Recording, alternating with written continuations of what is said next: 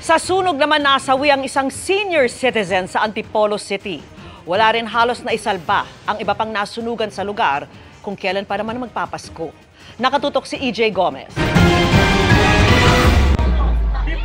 Para sa fire truck! Para makargahan. Naglalagablab na apoy ang gumising sa mga residente ng isang subdivision sa Sitio Bulao, Barangay Muntindilaw sa Antipolo City bago mag-alas 12 kagabi. Tanaw ang nagangalit na sunog mula sa kalapit na mga bahay. Umabot sa ikalawang alarma ang apoy. Ibig sabihin, hindi bababa sa 8 fire trucks ang kinailangang rumisponde.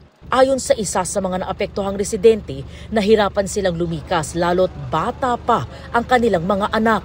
Tanging birth certificate lang daw ng pamilya ni Virgie ang naisalba nila. Muntikan na po maiwan yung anak kong isa, 5 taon po. Binalikan po namin yung anak namin, tapos inablot na lang kami ng mama. Mausok po, malaking mainit, yun po. Sobra po masakit. Nadurog po yung mga gamit namin doon, walang natira, walang nasalba. Wala rin daw naisalba kundi ang kanyang cellphone at wallet, ang 78 anyos na si Lolo Armando. Ginising ako nung apo ko. Ay paglabas namin, nagliliab na. Ay sabi ko, tubig. Sabi nung pinutulan daw ng kuryente. Tapos gumamit ng kandila. Ayun, doon daw nag-umpisa. Problema namin nga ngayon, magpapasko, saan kami matutulog. Bahay namin ay sunog lahat.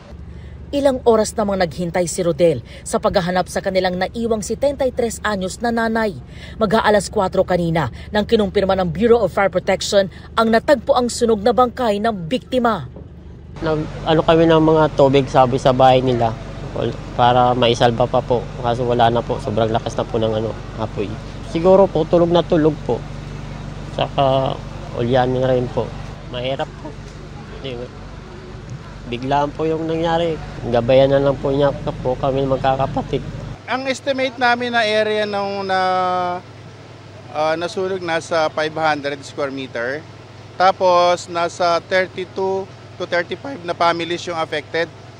Totally burned. Estimate po siguro mga 100 individuals, more or less. Ang challenge po nito, sa looban tayo, masikip ang daan. So nahirapan ng mga bumbero kasi maraming subdivision sa area. So iba't iba yung napasukan, pati nga ako na-delay din ng pagpasok. Inaalam pa ng BFP ang pinagmula ng sunog, gayon din ang halaga ng pinsalang dulot nito. Pasado 1:30 ng madaling araw kanina nang tuluyang naapula ang sunog. Para sa GMA Integrated News, EJ Gomez, nakatutok, 24 oras.